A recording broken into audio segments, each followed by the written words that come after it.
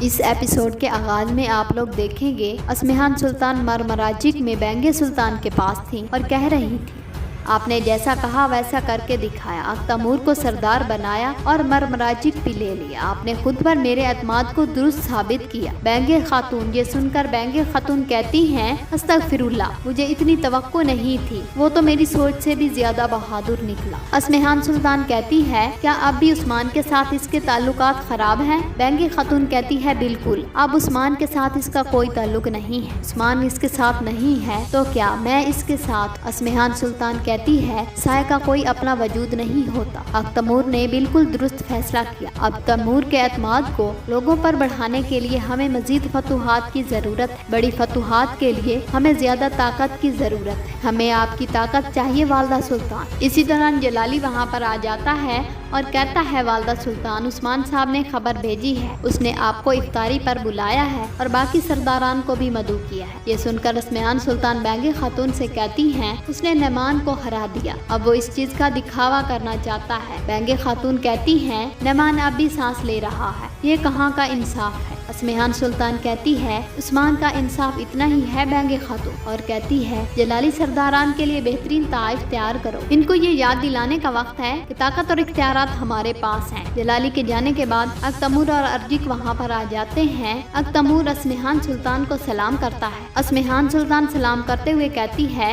ہمارے ساتھ آپ بھی یعنی شہر جائیں گے؟ یہ سن کر تیمور کہتا ہے، والدہ سلطان، میرے اور چچا کے تعلقات ٹھیک نہیں ہیں۔ اسمہان سلطان کہتی ہے، میں جانتی ہوں، لیکن میں اپنی حاکمیت میں کسی کو بھی دوسرے سے ناراض نہیں رہنے، چلو چلتے ہیں۔ یہ کہہ کر وہ وہاں سے آگے بڑھ جاتے ہیں۔ یہاں بائندر ایک جگہ دسترخوان پر بیٹھا ہوا تھا، اسی دوران حسین وہاں پر آ جاتا ہے اور بائندر کہتا ہے، سلجوق ریاست کا سورج جو کبھی غروب نہیں ہوتا، والدہ سلطان، اس نے میری جان بخش دی ہے، اب وہ بدلے میں صداقت چاہتی ہیں، صداقت، لیکن میں تو کبھی اپنا بھی وفادار نہیں ہوا۔ یہ سن کر حسین کہتا ہے، آپ کے دماغ میں کیا چل رہا ہے؟ کیا ہم اسمہان سلطان کے خلاف کوئی منصوبہ کرنے جا رہے ہیں؟ بائندر کہتا ہے، میں منصوبے کی حالت میں نہیں ہوں، یہ کوئی منصوبہ نہیں، لیکن میں اپنی جان کی حفاظت کروں گا، والدہ سلطان جو چاہیں گی میں کروں گا، لیکن اس وقت تک جب تک مجھے اس سے فائدہ حاصل ہوگا۔ ان میں سے ایک مجھے لڑکانا چاہتا ہے اور دوسرا زنجیروں میں جکڑنا چاہتا ہے۔ دوسری طرف یعنی شہر عثمان والوں نے ایک بہت بڑا دسترخوان سجایا ہوا ہوتا ہے، وہاں عثمان سب سے مخاطب ہو کر کہتا ہے، اس مبارک موقع پر آپ سب کو خوش آمدید۔ شیخ آدابالی کہتے ہیں، اس ماہ مبارک میں جس نے ہمیں اس دسترخوان پر اکٹھا کیا، اس رب کا شکر ادا کرتے ہیں۔ میری دعا ہے کہ رمضان کے مہینے میں ہم اپنے فرائض کو احسن طریقے سے سر انجام دیں، ہمارا بھائی چارہ ہمیشہ قائم رہے،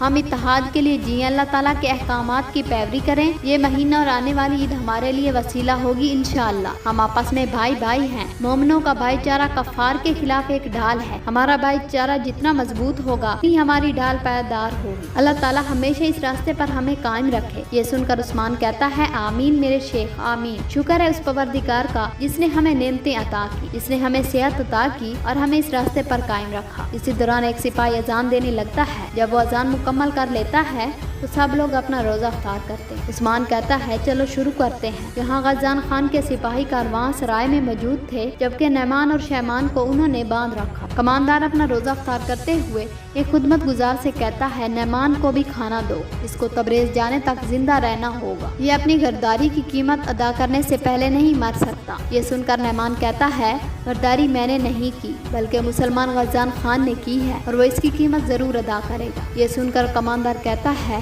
تمہیں تمہارے خواب نے اندھا کر دیا ہے نعمان، غزان خان نے کوئی غداری نہیں کی اور وہ کوئی قیمت نہیں چکائے گا۔ نعمان کہتا ہے، تم ارلک خان کے غضب میں ڈوب گئے ہو۔ اسی دوران خدمت گزار نعمان کو کھانا پیش کرتا ہے تو نعمان اس کھانے میں تھوک دیتا ہے، یہ دیکھ کر خدمت گزار وہ کھانا واپس لے جاتا ہے۔ کماندار کہتا ہے، اللہ کے غضب سے ڈرو نعمان، تم نے اپنی پوری طاقت برائی کے کاموں میں لگا دی، لیکن شکر ہے کہ ہم وقت پر آ گئے اور تم سے مہر لے لی، ورنہ یہ زمینیں تباہ ہو جاتی۔ یہاں اسمہان سلطان عثمان سے کہہ رہی تھی، میں اور سرداران اس دعوت کے لیے آپ کا شکریہ ادا کرتے ہیں۔ عثمان صاحب، ہم نے مل کر اس بن بلائے مہمان نعمان کو شکست دی، میں جانتی ہوں کہ سرداران جانتے ہیں کہ ہماری مشترکہ کاوش۔ یہ سن کر عثمان کہتا ہے، بہت شکریہ والدہ سلطان، اگر آپ کی مدد نہ ہوتی تو ہم فتح نہ حاصل کر پاتے۔ یہ سن کر سردار کہتا ہے، جناب، اگر والدہ سلطان مشکلات کھڑی نہ کرتی تو اتنی مشقت نہ پڑتی۔ یہ سن کر اسمہان سلطان کہتی ہے، رائے کا اختلاف ہمیشہ رہتا ہے، مگر ہم اختتام پر पर तवज्जो मरकूज करते हैं। फतह हमारी शराकत का हिस्सा है। फिर कहती है जलाली सरदारान को हमारी तरफ से तहाइफ दो। जिसके बाद जलाली तमाम सरदारान को तहाइफ पेश करता है। जब सरदारान देखते हैं तो इसके अंदर तलवार होती है। उस्मान सुल्तान कहती है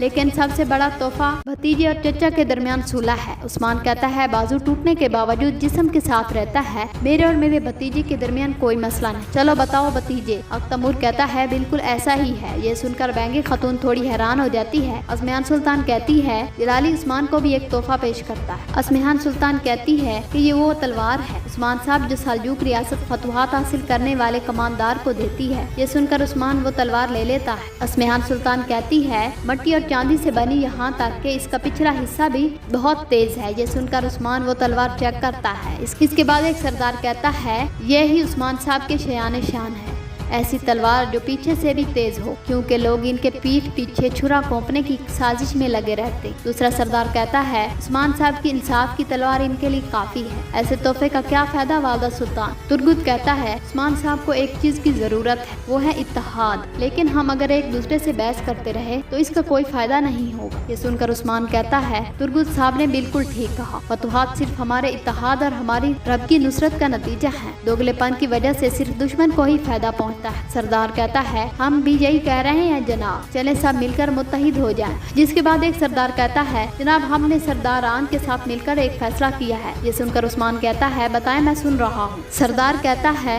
हम सरहदी तहफ़्फ़ुज़ के मसूलात सल्जूक रियासत को नहीं बल्कि आपको देना चाहते हैं। जब दुश्मन आता है तो मुकाबले के लिए आप खड़े होते हैं, फितना पैदा होता है तो इसका मुकाबला आप करते हैं। दूसरा सरदार कहता है कोर्निया के मसाइल भी आपने हल किए, सरदारों को भी आप ही ठिकाने लगा सकते हैं। एक और सरदार भी कहता है मैं भी अपने महसूलात कई कबीले को देना चाहता हूँ। और दूसरा सरदार कहता है तमाम लोग और सरदारान अपना सोना उन्हें देना चाहते हैं जो इन्हें फायदा पहुँचाए। वालदा सुल्तान मुझे उम्मीद है आप इसका बुरा नहीं मनाएंगे, हालात बदल रहे हैं और हमें भी बदलना चाहिए। ये सुनकर उस्मान सुल्तान कहती है सरदारान मैं बगैर किसी मदाखलत के आपकी बातें सुनती रही, क्योंकि मैं तुम सबको बगावत की हद तक देखना चाहती थी। होश में आओ वरना भारी कीमत चुकाओगे। ये सुनकर उस्मान कहता है नहीं वालदा सुल्तान, सरदारान बिल्कुल ठीक कह रहे हैं। दूसरी तरफ कमांडर अपनी तलवार को तेज कर रहा होता है।